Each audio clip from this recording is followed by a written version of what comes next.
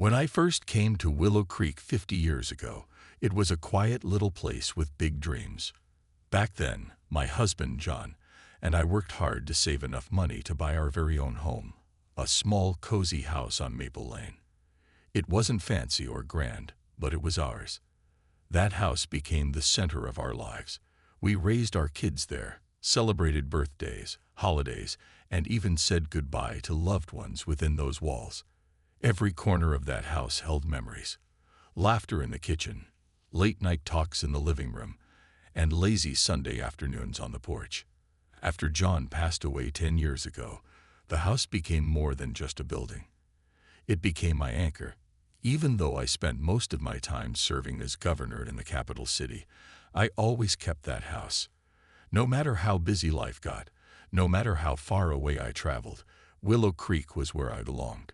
It reminded me of who I am beneath all the titles and responsibilities.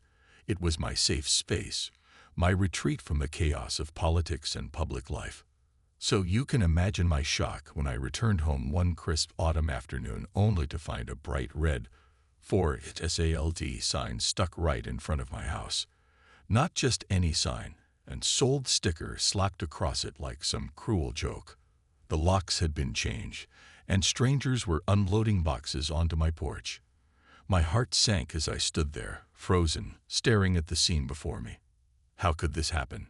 This was my home, my sanctuary, the place where I built my entire life.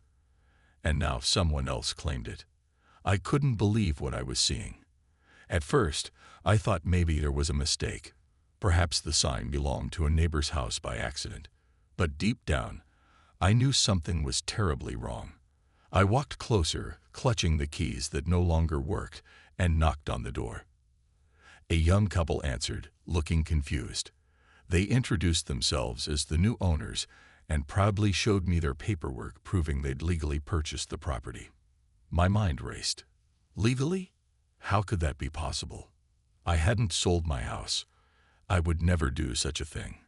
Panic started to creep in as I realized this wasn't just a misunderstanding. Someone had taken my home away from me without my knowledge or consent. Who could have done this? And why? The next few hours felt like a blur. I called everyone I could think of. Friends, family, lawyers, but no one had answers.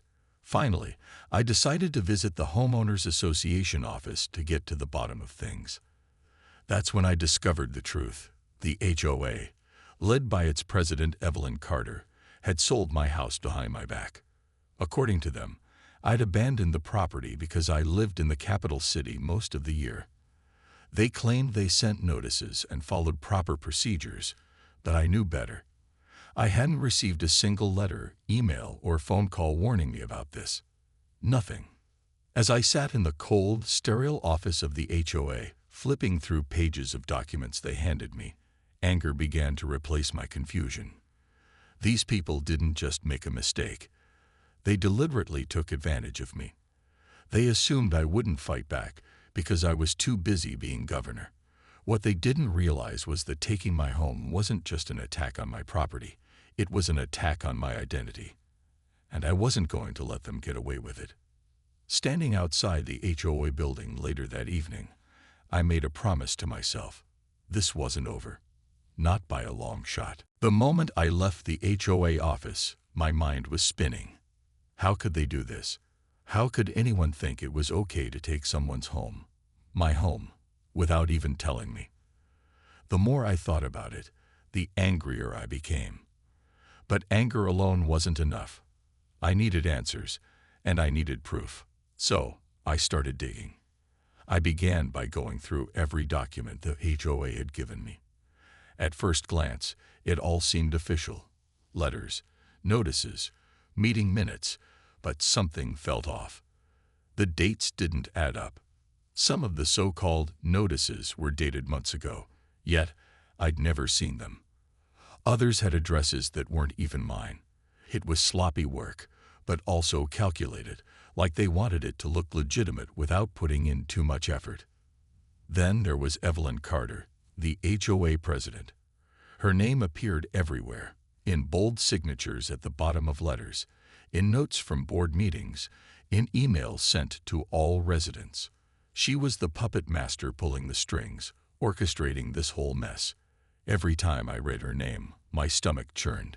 Who did she think she was? Did she really believe she could just erase 50 years of my life with a few pieces of paper?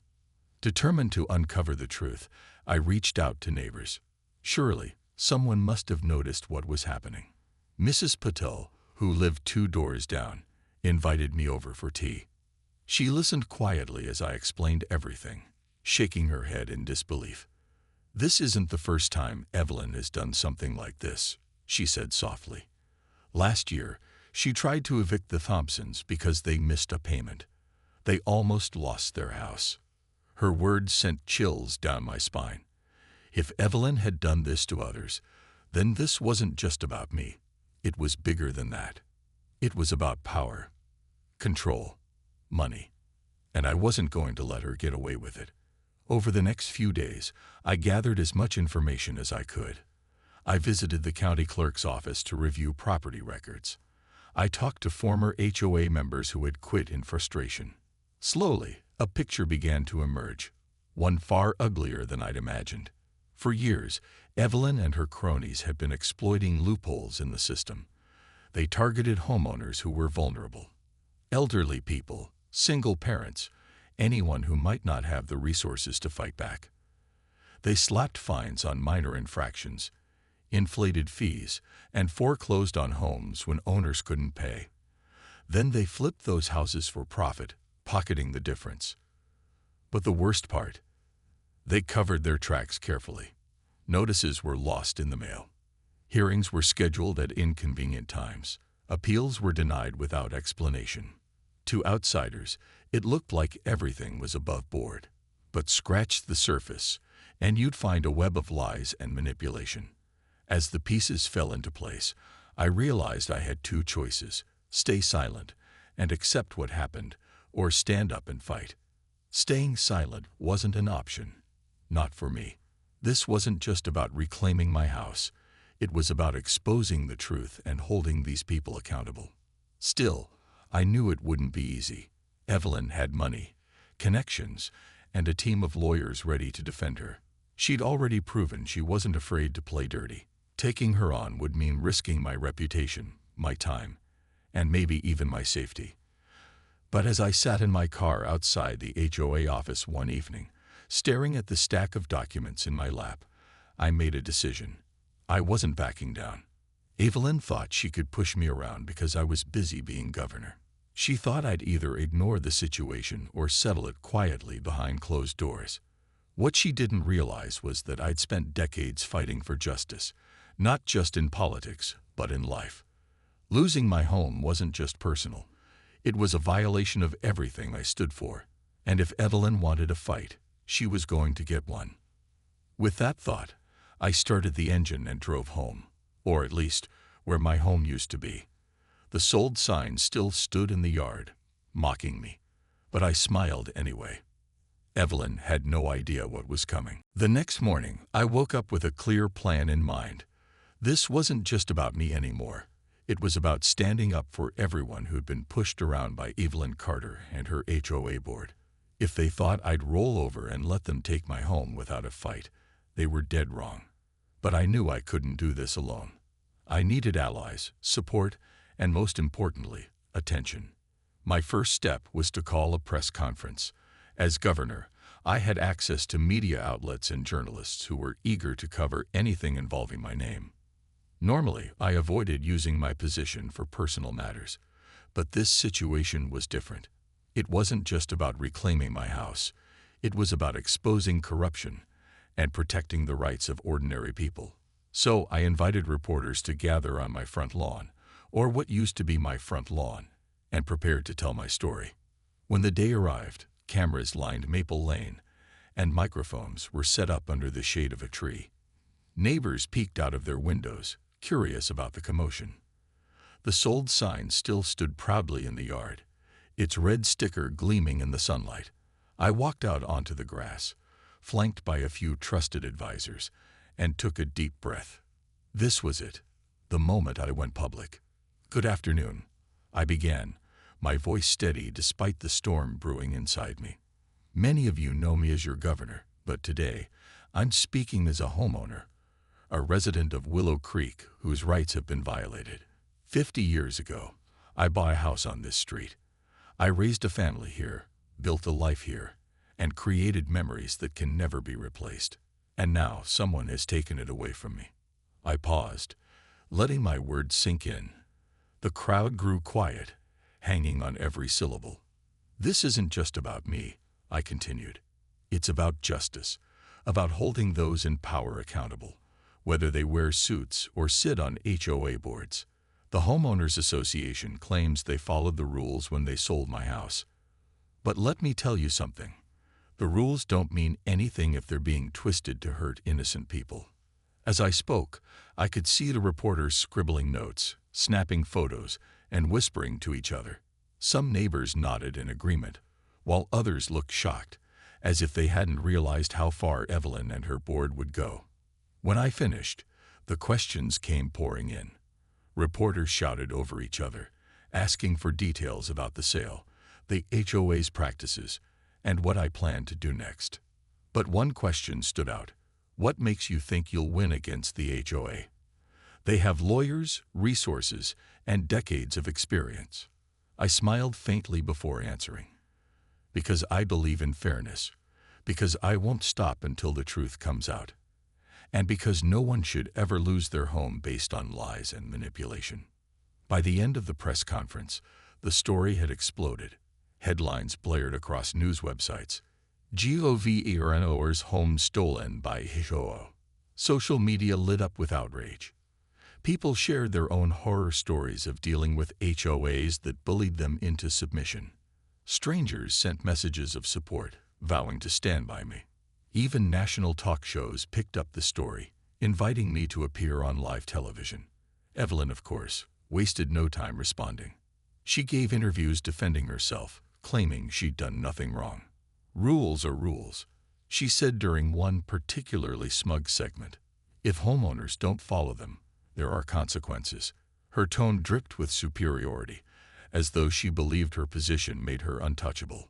Watching her on TV, I felt a mix of emotions, anger, frustration, but also determination. Evelyn underestimated me. She thought throwing around legal jargon and hiding behind procedures would protect her. What she didn't understand was that I'd spent my entire career fighting for people like me, for families who felt powerless against systems designed to crush them. This wasn't just a battle over property. It was a battle for dignity, respect, and justice. That night, as I scrolled through social media posts and watched news clips, I felt a spark of hope. For the first time since discovering the sold sign, I wasn't alone. Thousands of people were rallying behind me, demanding accountability. Evelyn might have money and influence, but I had something stronger, the truth, and I was ready to use it. With the entire state watching, I knew it was time to dig deeper. The press conference had put Evelyn and her HOA board in the spotlight, but exposing their actions would require more than just accusations. It needed evidence, solid, undeniable proof that showed exactly how they operated and who they hurt along the way. I started by hiring a team of investigators. These weren't ordinary private eyes. These were experts in uncovering fraud and corruption. They pored over years of HOA records, financial statements, meeting minutes, and correspondence. What they found shocked even me, and I thought I was prepared for the worst.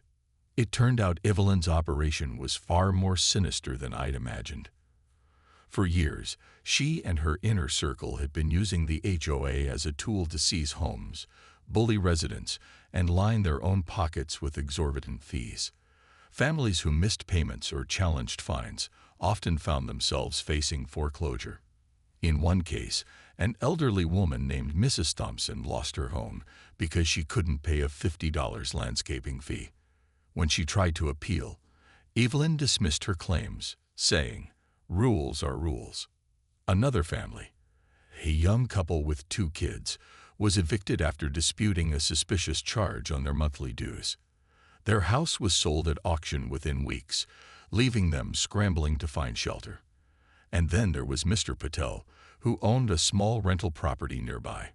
He claimed the HOA slapped him with outrageous fines for minor violations, knowing he couldn't afford to fight back. Eventually, they foreclosed on his property too. But perhaps the most damning discovery came from the HOA's bank accounts. Investigators uncovered transactions showing large sums of money funneled into offshore accounts linked to Evelyn and other board members. It seemed they weren't just stealing homes. They were profiting directly from the sales, keeping hefty commissions while homeowners were left penniless. Armed with this information, I decided to hold another press conference. This time, I invited victims to join me. Mrs. Thompson, the Paddles, and several others bravely stepped forward to share their stories. One by one, they recounted how Evelyn and her board had ruined their lives. Some cried as they spoke, their voices trembling with emotion. Others clenched their fists in anger, vowing to see justice served. When it was my turn to speak, I held up documents detailing the HOA's illegal activities. "This isn't just about me," I said firmly. "This is about every person who's been taken advantage of by Evelyn Carter and her cronies. We're not going to let them get away with this." The room erupted in applause as cameras flashed and reporters scribbled furiously. By the end of the event, the story had gone viral, not just locally, but nationally. News anchors debated the legality of HOAs seizing properties. Talk show hosts condemned Evelyn's actions. Even lawmakers began discussing potential reforms to prevent similar abuses in the future. Meanwhile, Evelyn grew desperate. She gave interview after interview, trying to paint herself as a victim of misinformation. "These allegations are baseless," she insisted during one heated segment. "The governor is using her position to smear my reputation." But her defenses rang hollow. With each new revelation, public opinion turned further against her. Behind closed doors, Evelyn must have known she was losing ground. Her lawyers filed motions to delay investigations, arguing procedural technicalities. Board members started distancing themselves from her, fearing association with scandal. Yet despite her efforts to muddy the waters, the truth kept surfacing. As the days passed, I felt a strange mix of emotions. On one hand, I was furious. How could anyone justify treating people this way? On the other hand, I was inspired by the courage of those standing beside me. Together, we were shining a light on injustice, refusing to let fear silence us. Evelyn might still be fighting back, but I could see cracks forming in her facade. She wasn't untouchable anymore. And as long as I had the truth on my side, I knew we'd win. The courtroom was packed on the day of the trial. Reporters lined the walls, their cameras clicking like a swarm of cicadas. Neighbors filled the benches, some clutching tissues, others leaning forward with tense expressions. Even strangers had shown up, drawn by the drama unfolding in Willow Creek. The air buzzed with anticipation as Evelyn Carter and her team of high-priced lawyers took their seats at the defendant's table. Dressed in an immaculate navy suit, Evelyn exuded confidence, though her clenched jaw betrayed a flicker of unease. On the plaintiff's side sat me, flanked by my legal team and several victims who'd agreed to testify. Mrs. Thompson held her hands tightly together, her knuckles white. Mr. Patil adjusted his glasses repeatedly, glancing nervously at the crowd. I reached over to squeeze Mrs. Thompson's hand, offering a small smile. We weren't just fighting for ourselves anymore. We were fighting for everyone who'd ever felt powerless against someone like Evelyn. The judge entered, and the room fell silent. After a brief introduction, the proceedings began. My lawyer stood first, laying out our case with precision. He presented document after document, emails showing forged signatures, bank statements revealing suspicious transfers, and letters proving notices had been deliberately withheld from homeowners. Each piece of evidence painted a clearer picture. Evelyn hadn't just bent the rules, she'd shattered them. When it came time for testimonies, the atmosphere shifted. Mrs. Thompson was called to the stand first. Her voice trembled as she recounted losing her home over a minor fee. "I worked hard for that house," she said, tears streaming down her face. and they took it away without giving me a chance to fix things. The jury watched intently, their faces softening with empathy. Next was Mr. Patel, who described how the HOA piled on fines until he couldn't keep up. They made it impossible to win, he explained. Every time I paid one fine, two more appeared. It felt like a game, but it wasn't fair. Evelyn's defense tried to discredit the witnesses, accusing them of exaggerating or misunderstanding the rules. But their arguments lacked conviction. When Evelyn herself took the stand, she oozed arrogance, insisting she'd acted within her rights as HOA president. "My job is to protect property values," she declared, her tone icy. "If people can't follow the guidelines, then consequences are necessary." Her words might have sounded reasonable to some, but they rang hollow in light of the evidence. As cross-examination began, my lawyer dismantled her defenses piece by piece. He highlighted inconsistencies in her testimony and pointed out glaring flaws in the HOA's procedures. By the end, Evelyn's polished exterior started to crack. She fidgeted in her seat, avoiding eye contact with the judge and jury. Throughout the trial, I remained calm, though inside I seethed. Watching Evelyn try to justify her actions only fueled my determination. This wasn't just about reclaiming my house. It was about ensuring no one else would suffer the way these families had. Every glance at the victims reminded me why we were here. Their courage gave me strength. By the final day of the trial, the tension in the room was palpable. Closing arguments wrapped up, and the judge instructed the jury to deliberate. Hours passed as we waited outside the courtroom, pacing and whispering among ourselves. Finally, the bailiff announced the verdict was ready. As we filed back into the courtroom, my heart pounded so loudly I feared everyone could hear it. The foreman stood, holding the decision in his hands. "We find in favor of the plaintiffs," he read aloud. A wave of relief washed over me as cheers erupted from our side of the room. Evelyn's face turned pale, her composure crumbling. The judge ruled not only that the sale of my home was invalid, but also ordered the dissolution of the HOA entirely, citing systemic corruption. Evelyn and her co-conspirators faced criminal charges, including fraud and racketeering. Justice had been served, but this was only the beginning. Now, it was time to rebuild. The courtroom erupted in cheers as the judge's gavel came down, sealing Evelyn Carter's fate. For a moment, I just stood there, overwhelmed by the weight of what we accomplished. The months of sleepless nights, endless meetings, and emotional battles had finally paid off. But this wasn't just my victory. It belonged to everyone who'd been wronged by Evelyn and her corrupt HOA board. As I looked around the room, I saw tears streaming down Mrs. Thompson's face, Mr. Patel nodding solemnly, and neighbors embracing each other with quiet relief. It was a moment of justice long overdue. Evelyn didn't say a word as she gathered her papers and walked out of the courtroom, flanked by her lawyers. Her usual air of superiority had vanished, replaced by a defeated slump in her shoulders. Cameras flashed outside as reporters swarmed her, shouting questions about the verdict. She ignored them, climbing into a black car that sped away. Watching her leave felt surreal. For so long, she'd loomed over Willow Creek like an untouchable force. Now she was just another person facing the consequences of her actions. Back inside, the mood shifted from celebration to reflection. People lingered, exchanging hugs and heartfelt words. "Thank you for not giving up," Mrs. Thompson whispered as she hugged me tightly. "You gave us our voices back." Her gratitude brought tears to my eyes. This fight had never been about me. It was about standing up for people who thought they didn't have a voice. And now, seeing their hope restored, I knew it had all been worth it.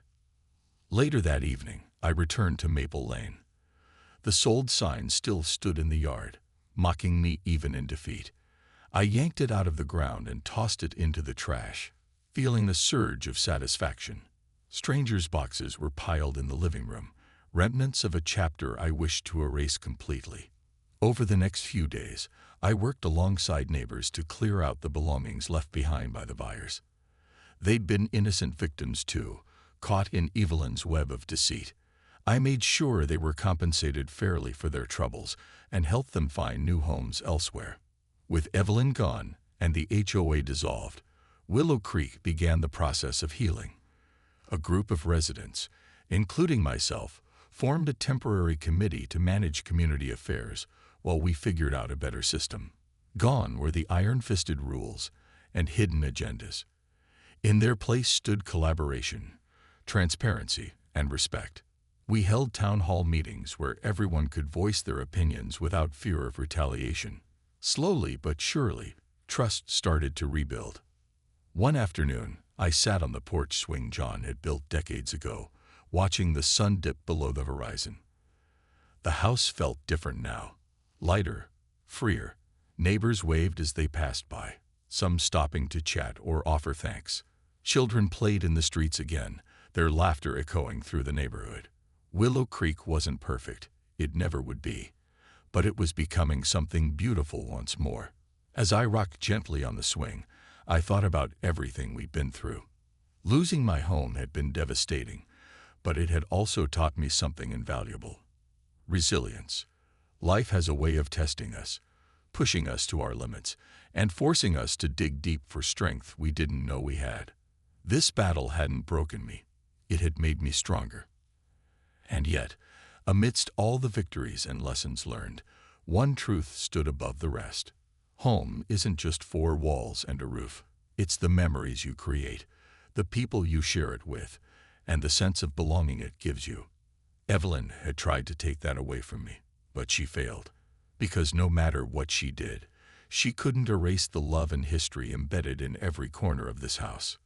Willow Creek was my home, and it always would be. Weeks turned into months, and Willow Creek began to transform in ways I hadn't imagined possible. The dissolution of the HOA didn't leave a void. It created an opportunity for something better. Neighbors who had once kept to themselves now gathered regularly for barbecues, book clubs, and weekend cleanup projects. The sense of community that Evelyn Carter had stifled for so long was finally allowed to flourish.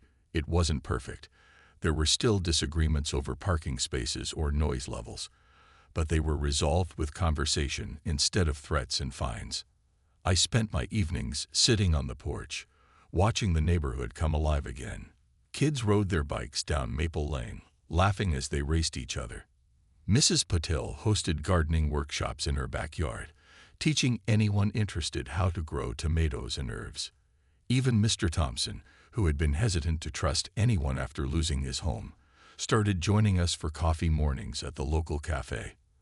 Life felt lighter here, freer, and it reminded me why I'd fought so hard to reclaim this place. One crisp autumn morning, I decided to repaint the front door, a bright, cheerful yellow that John used to joke would scare away bad luck. As I stepped back to admire my work, Mrs. Thompson approached, holding a plate of freshly baked cookies. "Thought you might need a snack," she said with a warm smile. We sat together on the steps, sharing stories about our families and dreams for the future. She told me she was thinking of buying a new house nearby, one where her grandchildren could visit during holidays. Her eyes sparkled with hope, a stark contrast to the despair I'd seen in them just months earlier. That same afternoon, a reporter stopped by to check in. "How does it feel to have your life back?" he asked, notebook in hand. I thought about it for a moment before answering. "It feels like closure," I said. "But more than that, it feels like renewal, not just for me, but for everyone here." He nodded, scribbling furiously, and promised to write a follow-up piece about how Willow Creek was rebuilding itself from the ground up. As word spread about our progress, other communities reached out for advice. Some faced similar issues with their own HOAs. Others simply wanted tips on fostering stronger connections among neighbors. I found myself speaking at conferences and panels, sharing what we'd learned in Willow Creek. The key is transparency. I told audiences, when people feel heard and respected, they'll work together to solve problems. Rules should protect, not punish. At home, I continued making small improvements to the house. Each project felt like reclaiming another piece of my life. In the kitchen, I replaced the old linoleum flooring with hardwood, remembering how John and I had danced there on New Year's Eve. In the garden, I planted roses, the same variety my mother used to grow when I was a child. These little acts of restoration weren't just about fixing a house. They were about healing wounds and honoring the past. One evening, as I watered the newly planted flowers, Alex, my grandson, called from the capital city. "Grandma, are you coming back soon?" he asked. I smiled, glancing around at the golden light spilling across the yard. "Not yet," I replied. "There's still work to do here." He laughed, knowing exactly what I meant. Willow Creek wasn't just my home. It was my legacy, and I intended to see it thrive. Months later, as winter settled in, I stood on the porch watching snow blanket the neighborhood. Lights twinkled in windows, wreaths hung on doors, and the smell of pine filled the air. For the first time in years, I felt truly at peace. This house, this street, these people, they were part of me. Evelyn Carter had tried to take it all away, but she'd underestimated the power of resilience, unity, and love. Life has a funny way of testing us, doesn't it? But sometimes the hardest battles lead to the sweetest victories. Willow Creek wasn't just surviving, it was thriving. And so was I.